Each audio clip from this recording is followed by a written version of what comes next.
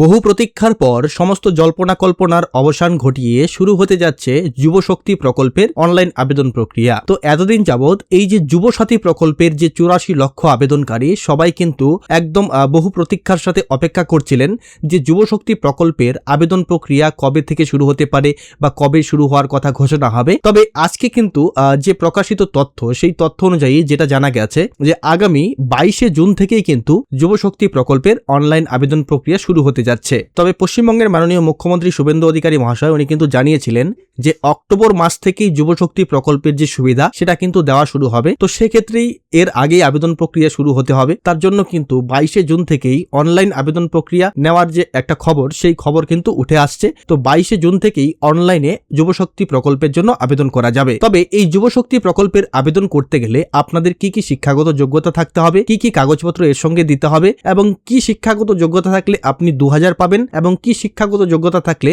আপনি 3000 টাকা পাবেন। তো সমস্ত কিছু বিষয় নিয়েই আজকের এই ভিডিওতে আলোচনা করছি। নমস্কার, আপনাদের সঙ্গে রয়েছে আমি সমীর, আপনারা দেখছেন মাই স্মার্ট সাজেস্ট। তো বন্ধুগণ দেখুন, সবার প্রথমেই আপনাদেরকে জানিয়ে রাখি যে যারা গ্রাজুয়েশন কমপ্লিট করতে পারেনি তারা 2000 টাকা করে পাবেন এবং যারা গ্রাজুয়েশন কমপ্লিট করেছে তারা কিন্তু 3000 টাকা করে পাবেন। এবং এই যুবশক্তি প্রকল্পের জন্য আবেদন করতে গেলে আপনাদের কিন্তু ন্যূনতম মাধ্যমিক পাস হতে হবে এবং এখানে বয়সের যে সময়সীমাটা চাওয়া হয়েছে যেটা আপাতত ধারণা করা হচ্ছে যে 21 থেকে 40 বছর বয়সী যদি কেউ মাধ্যমিক পাস হয়ে থাকেন তবেই সেই ক্ষেত্রে আবেদন করতে পারবেন এবং উচ্চ শিক্ষাগত যোগ্যতা থাকলেও সেই ক্ষেত্রে কোনো সমস্যা নেই, তারাও আবেদন করতে পারবেন। তবে আবার অধিকাংশ মানুষ মনে করছেন যে বয়সের যে সময়সীমাটা সেটা যদি 45 করা হয় বা 5 বছরের বয়সের ছাড় দেওয়া হয় তবে সেটা হলেও হতে পারে, সেটা এখন বলা যাচ্ছে না। যখন এই বিষয়ে পরিপূর্ণভাবে অফিসিয়াল বিজ্ঞপ্তি বেরিয়ে আসবে তখন সেটা জানা যাবে। তার সঙ্গে সঙ্গে আবেদনকারীকে কিন্তু অবশ্যই পশ্চিমবঙ্গের স্থায়ী বাসিন্দা হতে হবে এবং তার সঙ্গে সঙ্গে তার 2026-এর যে এসআইআর হয়েছিল সেই এসআইআর এ যদি নাম বাদ যায় তাহলে কিন্তু তিনি আবেদন করতে পারবেন না, এমনটাই জানা যাচ্ছে। তার সঙ্গে সঙ্গে তিনি কিন্তু বর্তমানে কোনো সরকারি কিংবা বেসরকারি কর্মসংস্থানের সঙ্গে বা কর্মের সঙ্গে যুক্ত থাকতে পারবেন না। যদি তিনি যুক্ত থাকেন তাহলে এই যুবশক্তি প্রকল্পের জন্য আবেদন করতে পারবেন না। তার সঙ্গে সঙ্গে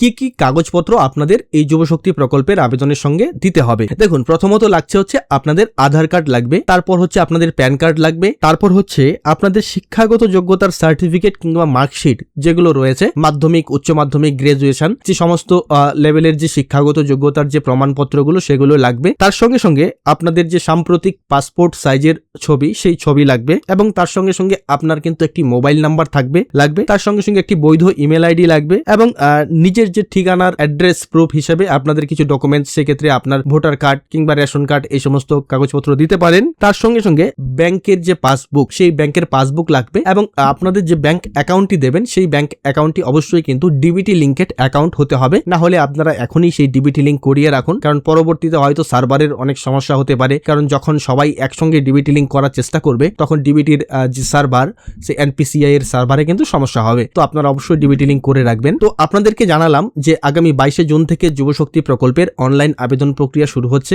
তো আপনারা সবাই তৈরি থাকুন, কারণ আপনারা আবেদনের সময় খুব ধীরে সুস্থে একদম স্বস্তির ভাবে আবেদন করবেন। কারণ আপনারা জানেন যে অন্নপূর্ণা যোজনার প্রায় 26 লক্ষের মতো আবেদন বাতিল হয়েছে। তো আবেদন কিন্তু আপনাদেরকে খুব কেয়ারফুলি এবং সতর্কতার সাথে করতে হবে যাতে কোনো তথ্য ভুল সাবমিট না হয়।